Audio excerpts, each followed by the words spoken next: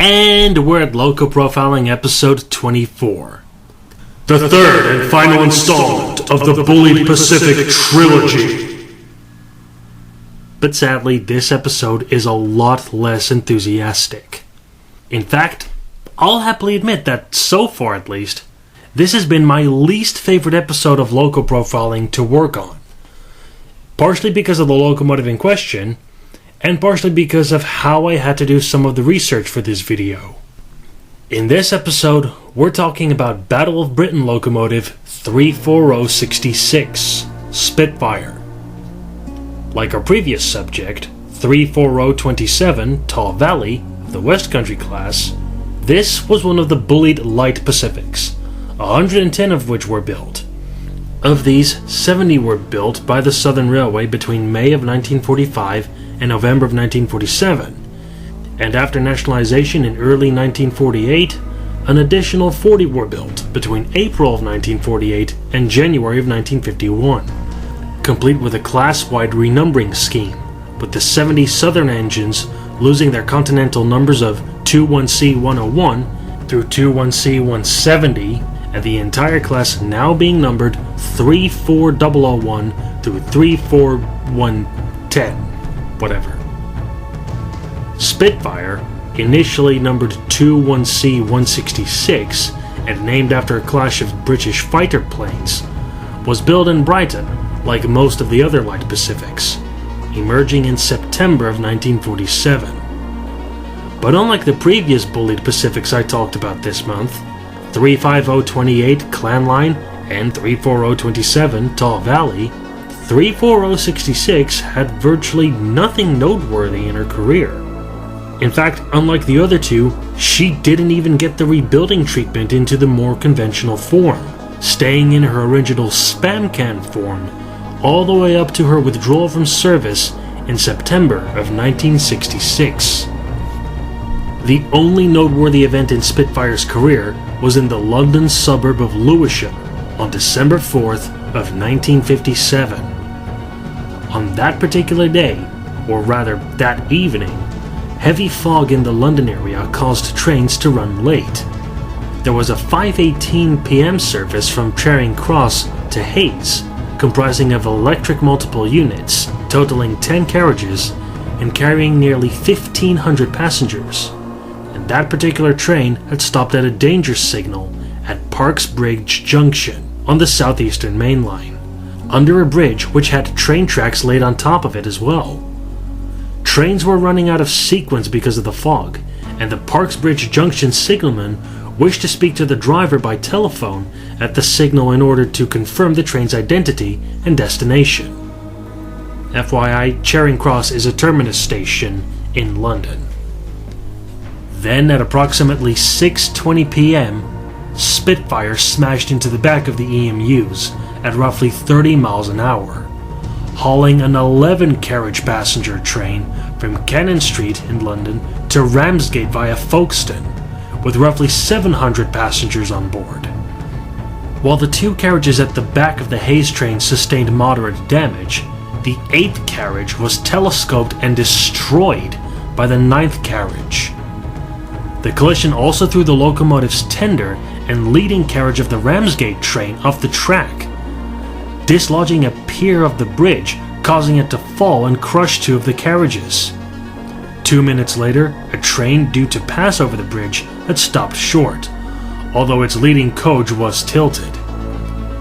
In the end, 90 people were killed, and a further 173 people were wounded, firmly cementing this incident, known as the Lewisham rail crash, as the 3rd worst train disaster in British history, surpassed only by the Harrow and Wiltstone rail crash of 1952 and Quintus Hill of 1915. So now you know why I didn't like doing an episode on this locomotive to begin with. Its only major claim to fame was this horrible accident, and I don't like talking about train accidents. Now, fellow train YouTuber Thunderbolt 1000 Siren Productions, known for making documentaries on horrific train disasters, particularly those where people actually get killed it seems, made a video on this accident as well. where he only made one mention of the term Bulleid Pacifics, though rather he said Bulleid designed Pacifics. And even then, he only really acknowledged the existence of the West Countries and the Battle of Britain locomotives. No acknowledgement of the merchant navies. Furthermore, in that video he also stated that the accident was mostly caused due to negligence from Spitfire's driver.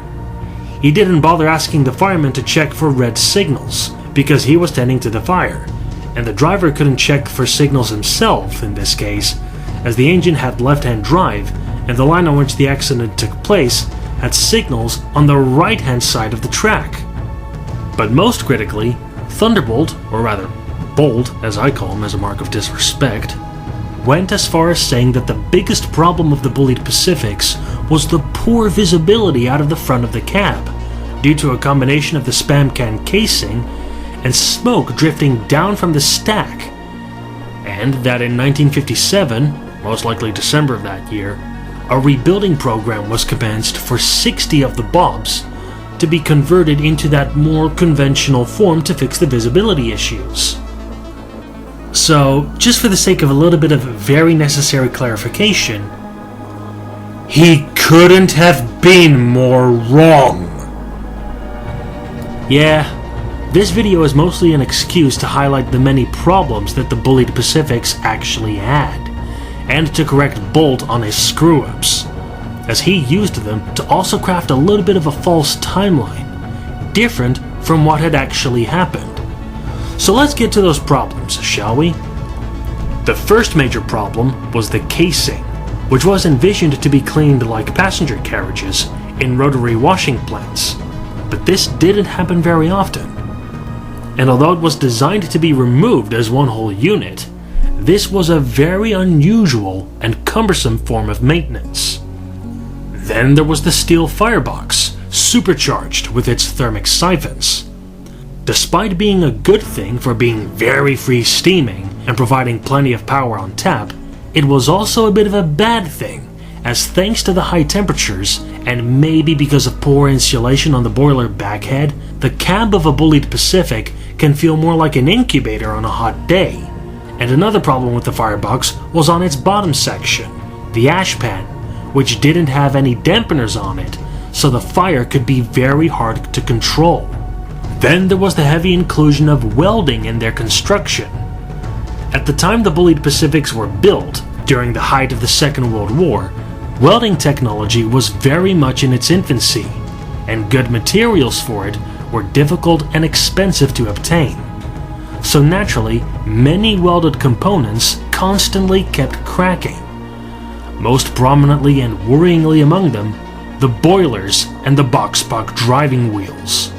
Their cracking issues were so bad that the prototype West Country locomotive even needed a brand new boiler after only its first run. Another problem was poor fuel economy. As compared to other British Express engines, like the LNE R84s or even the LMS Royal Scots, the Bulleid Pacifics would burn a lot more coal, regardless if we're talking a merchant navy or a light Pacific. There were also reports on the steam-driven reversing gear, which didn't have any refined control, and despite being praised for smooth riding characteristics, this was a double-edged sword, as Bulleid's engines were also notorious for slipping. But then, of course, there is the actual biggest problem of them all. Their most radical technical innovation, which I alluded in the Prelude video, but I didn't mention it properly until now. That biggest problem was Bulleid's very own chain-driven valve gear, which was so horrid it had its own list of problems. The chains tended to stretch, and thus jump teeth on the cogs and gears, causing all sorts of damage. It was a pain in the ass to access and maintain. Your clothes would be ruined from soaking up residual oil, and much like the coal consumption of the locomotive, the oil consumption of the valve gear was alarmingly high. The valve gear was contained in a 40-gallon oil bath beneath the locomotive, and the valve gear would consume 4 gallons of oil every 100 miles, which isn't even a full trip from Waterloo to Bournemouth. Also, for the Americans watching this, these stats weren't given in US gallons, but the bigger imperial gallons in the UK. So in American measurements, 40 imperial gallons is a little over 48 US gallons for the capacity of the oil bath, and thus 4 imperial gallons would be 4.8 US gallons per 100 miles for the rate of oil consumption of the valve gear. And finally, there was the most frightening problem of the Bulleid Pacifics. Not the biggest, but definitely the most frightening. At first, I genuinely thought this was just another issue with the chain-driven valve gear, but it turns out that this was actually an issue with the lubrication system on the locomotive. Specifically when it comes to the lubrication lines feeding oil to the axle boxes, containing the main bearings for the driving wheels. Sometimes, in the worst case scenario, the axle boxes would overflow and the oil would leak onto the driving wheels, which in motion at a high RPM would throw the oil upwards, allowing it to get soaked up into the asbestos lagging in between the boiler and the casing, so at least a few of these engines caught fire. Spontaneous combustion or going out in a blaze of glory? You decide! Thankfully though, it must be admitted that this was a bit of satirical exaggeration, as this didn't happen very often, nor was it quite as dramatic whenever it did. But even so, long before this could become a common and serious problem, British Railways executives had more than enough of Bulleid's supposed innovations. All of these issues were the reasons why the Bulleid Pacifics underwent that rebuilding treatment into that new, more conventional form. The most problematic stuff, like the air-smooth casing, the steam-driven reversing gear, and the chain-driven valve gear, was all thrown away, and in their place came this more conventional shape, a normal screw reverser, and 3 sets of good old-fashioned Walshart's piston valve gear.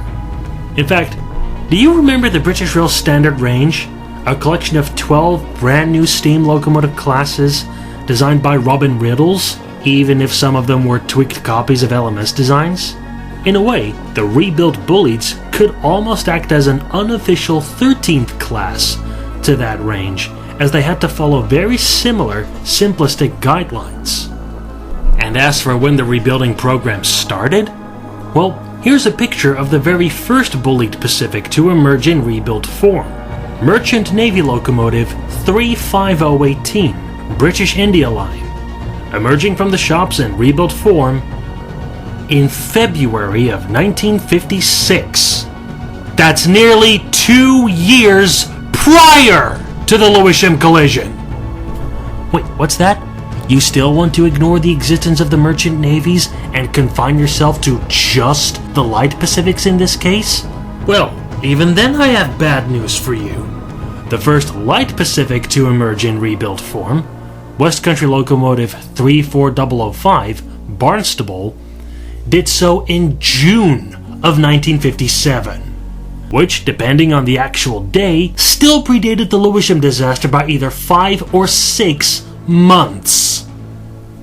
Speaking of the rebuilding program, of the 140 Bulleid Pacifics that were built, 90 were rebuilt into this new form, with Spitfire being one of the 50 that were left unrebuilt in the original spam can form. The reason for not having all Bulleid Pacifics rebuilt? Simple. The rebuilding program was prematurely stopped in May of 1961, by which point BR's modernization plan was well underway. A plan that was first published in December of 1954, which obviously included the gradual withdrawal of steam locomotives in favor of diesel and electric traction.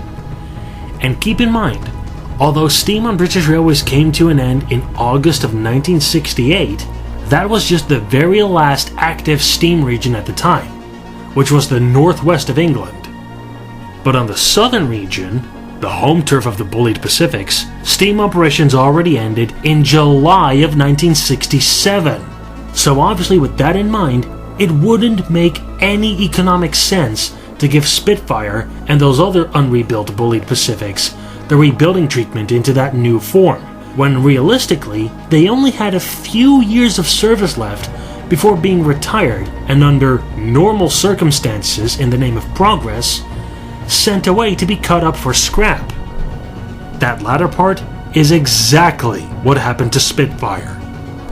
Despite being sent off to the Wooden Brothers scrapyard in Barrie, 34066 had the final humiliation of being moved out from Barrie to J. Buttigieg's scrapyard in Newport, where she ended up being cut up for scrap in January of 1967, lost to the sands of time, with her spot in preservation being taken by West Country locomotive 34023, Blackmore Vale, currently preserved in her southern livery, right down to her awkward continental number 21C123. And the final irritation with Bolt's narration for his video, he mentioned that Spitfire's legacy is continued by 10 surviving sister engines, 5 rebuilt, 5 unrebuilt. Oh, how easy it is to have that misinterpreted.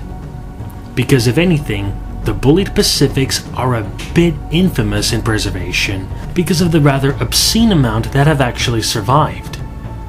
Of the 140 that were built, there are 31 of them in preservation! This table shows how they're split up, as we have 11 merchant navies and 20 light Pacifics, 10 of which are admittedly spam cans. And you could somewhat make the joke that the number actually sits a little bit lower at 30 and a half, as the youngest surviving merchant navy locomotive, 35029 Ellerman Lines, was sectioned. That means she was partially cut open to expose the inner components, allowing the general public to get a better understanding of how a steam locomotive actually works. Fairly big emphasis on general public here, as she is on display at the NRM, the National Railway Museum at York. But still, we have dozens of Bulleids in preservation, to the point that some people would even argue that there are too many of them. Just goes to show that if you specifically want to learn about the Bulleid Pacifics, Bolt is not the guy to watch. Also, I just realized that I didn't include any foul language here. So, to those of you who are thankful that I didn't use any harsh language in this video because of the Lewisham disaster, fuck! There we go. We got our wrath bomb in. Balance has been restored. And for any diehard Markiplier fans who happen to be watching this, his try not to laugh challenges were the only good videos he's ever made. Or the only videos I ever watched of him anyway.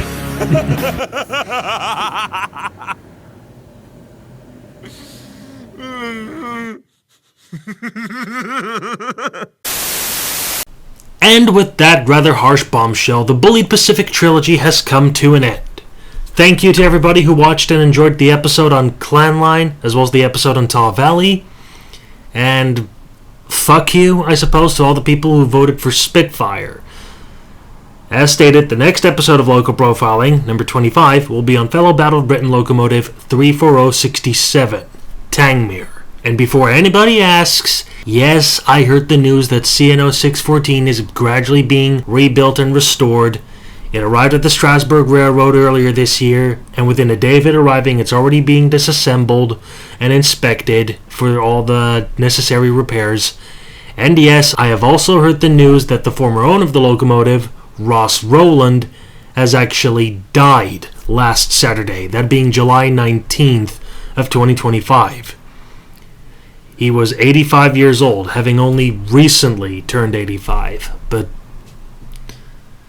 yeah, I acknowledge his death, but I'm not necessarily going to say rest in peace because he was a very controversial figure, actually.